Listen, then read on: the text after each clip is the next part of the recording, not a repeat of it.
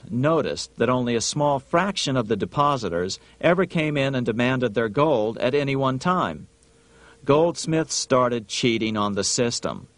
They discovered that they could print more money than they had gold, and usually no one would be the wiser.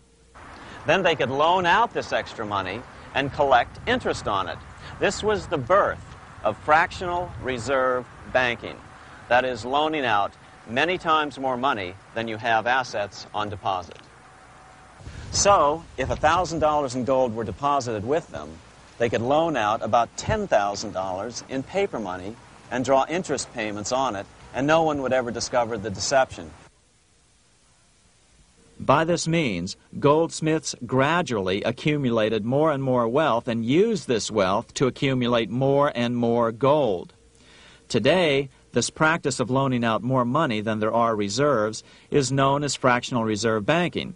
Every bank in the United States is allowed to loan out at least 10 times more money than they actually have.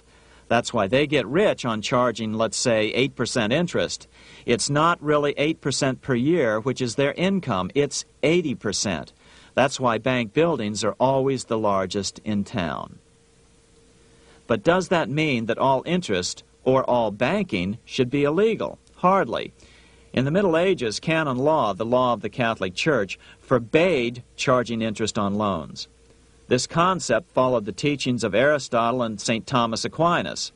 They taught that the purpose of money was to serve the members of society, to facilitate the exchange of goods needed to lead a virtuous life. Interest, in their belief, hindered this purpose by putting an unnecessary burden on the use of money. In other words, interest was contrary to reason and justice. Reflecting church law in the Middle Ages, Europe forbade charging interest on loans and made it a crime called usury. As commerce grew, and therefore opportunities for investment arose in the late Middle Ages, it came to be recognized that to loan money had a cost for the lender, both in risk and in lost opportunity. So some charges were allowed, but not interest per se. But all moralists, no matter what religion, condemn fraud, oppression of the poor, and injustice as clearly immoral. As we will see, fractional reserve lending is rooted in a fraud, results in widespread poverty, and reduces the value of everyone else's money. The ancient goldsmiths discovered that extra profits could be made by rowing the economy between easy money and tight money. When they made money easier to borrow, then the amount of money in circulation expanded. Money was plentiful. People took out more loans to expand their businesses. But then the money changers would tighten the money supply. They would make loans more difficult to get. What would happen? Just what happens today. A certain percentage of people could not repay their previous loans and could not take out new loans to repay the old ones. Therefore, they went bankrupt and had to sell their assets to the goldsmiths for pennies on the dollar. The same thing is still going on today. Only today, we call this rowing of the economy up and down the business cycle. Like Julius Caesar, King Henry I of England finally resolved to take the money power away from the goldsmiths about 1100 A.D. Henry could have used anything as money, seashells, feathers, or even yak dung, as is often done in remote Tibetan provinces. But he invented one of the most unusual money systems in history. It was called the tally stick system. Here I have one of the few surviving examples of this form of British money, which lasted 726 years until 1826, a tally stick. The tally system was adopted to avoid the monetary manipulation of the goldsmiths. Tally sticks were money fabricated out of sticks of polished wood. Notches were cut along one edge of the stick to indicate the denominations. Then the stick was split lengthwise through the notches so that both pieces still had a record of the notches. The king kept one half to protect against counterfeiting. Then he would spend the other half into the economy, and they would circulate as money. This particular tally stick is huge. It represented 25,000 pounds. One of the original stockholders in the Bank of England purchased his original shares with this stick. In other words, he bought shares in the world's richest and most powerful corporation with a stick of wood. It's ironic that after its formation in 1694, the Bank of England attacked the tally stick system because it was money outside the power of the money changers, just as King Henry had wanted it to be. Why do people accept sticks of wood for money? That's a great question. Throughout history, people traded anything they thought had value and used as money. You see, the secret is that money is only what people agree on to use as money. What's our paper money today? It's really just paper. But here's the trick. King Henry ordered that tally sticks had to be used to pay the king's taxes. This built-in demand for tally sticks immediately made them circulate and be accepted as money. And they worked well. In fact, no other form of money has worked so well for so long as tally sticks. Keep in mind, the British Empire was built under the tally stick system. The tally stick system succeeded despite the fact that the money changers constantly attacked it by offering the metal coin system as competition. In other words, metal coins never went completely out of circulation, but tally sticks hung on because they were good for the payment of taxes.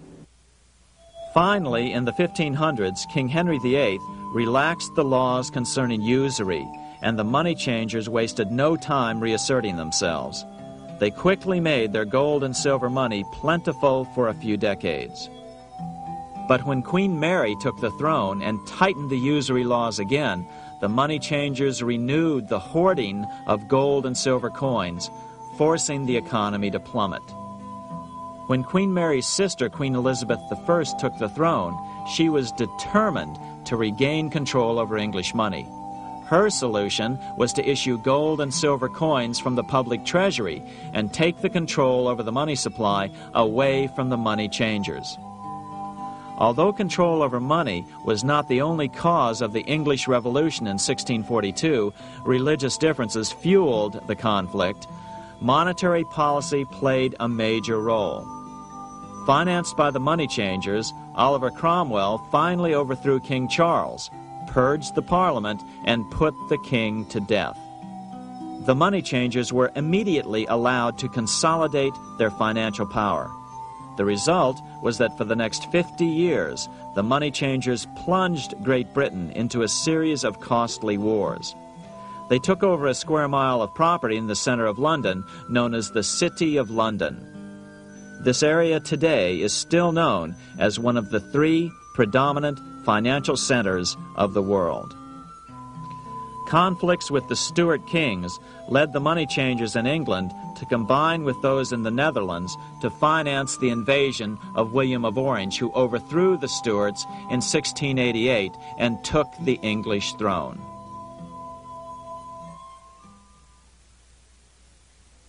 By the end of the 1600s, England was in financial ruin.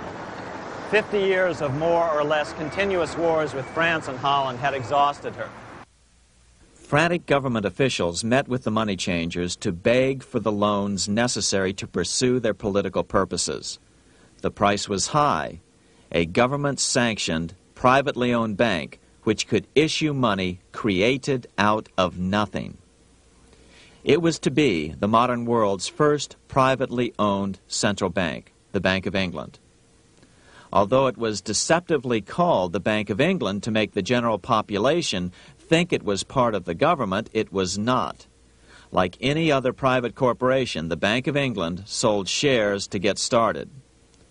The investors, whose names were never revealed, were supposed to put up £1.25 million British pounds in gold coin to buy their shares in the bank, but only £750,000 was ever received. Despite that, the bank was duly chartered in 1694 and started out in the business of loaning out several times the money it supposedly had in reserves, all at interest. In exchange, the new bank would loan British politicians as much of the new currency as they wanted, as long as they secured the debt by direct taxation of the British people. So, legalization of the Bank of England amounted to nothing less than legal counterfeiting of a national currency for private gain. Unfortunately, nearly every nation now has a privately controlled central bank using the Bank of England as the basic model. Such is the power of these central banks that they soon take total control over a nation's economy. It soon amounts to nothing but a plutocracy, ruled by the rich. It would be like putting control of the army in the hands of the mafia. The danger of tyranny would be extreme. Yes, we need central banks. No, we do not need them in private hands. The central bank scam is really a hidden tax. The nation sells bonds to the central bank to pay for things it does not have the political will to raise taxes to pay for. But the bonds are purchased with money the central bank creates out of nothing. More money in circulation makes your money worth less. The government gets as much money as it needs, and the people pay for it in inflation. The beauty of the plan is that not one person in 1,000 can figure it out because it's usually hidden behind complex-sounding economics gibberish. With the formation of the Bank of England, the nation was soon awash in money. Prices throughout the country doubled. Massive loans were granted for just about any wild scheme. One venture proposed to drain the Red Sea to recover gold supposedly lost when the Egyptian army drowned pursuing Moses and the Israelites. By 1698, government debt grew from the initial £1.25 million to £16 million. Naturally, taxes were increased and then increased again to pay for all of this. With the British money supply firmly in their grip, the British economy began a wild roller coaster series of booms and depressions, exactly the sort of thing a central bank claims it is determined to prevent. There are two things which I think are intrinsic not just to the Bank of England but to central banking generally. The first is an involvement in the formulation of monetary policy with the specific objective of achieving monetary stability. However, since the Bank of England took control, the British pound has rarely been stable. Now let's take a look at the role of the Rothschild family, the family said to be the wealthiest in the world.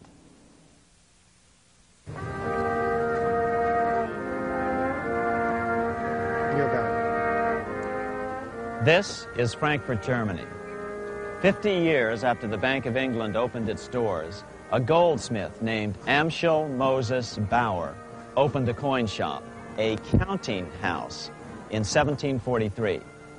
And over the door he placed a sign depicting a Roman eagle on a red shield. The shop became known as the Red Shield Firm, or in German, Rothschild. When his son, Amschel Meyer Bauer, inherited the business, he decided to change his name to Rothschild. Amschel soon learned that loaning money to governments and kings was more profitable than loaning to private individuals.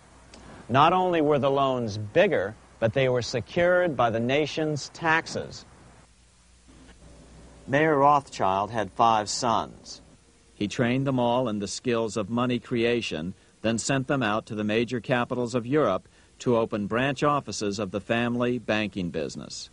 His first son, Amschel Meyer, stayed in Frankfurt to mind the hometown bank. His second son, Solomon, was sent to Vienna. His third son, Nathan, was clearly the most clever. He was sent to London at age 21 in 1798, 100 years after the founding of the Bank of England. His fourth son, Karl, went to Naples, and his fifth son, Jacob, went to Paris. In 1785, Mayer Amschel moved his entire family to this larger house, a 5-story dwelling he shared with the Schiff family.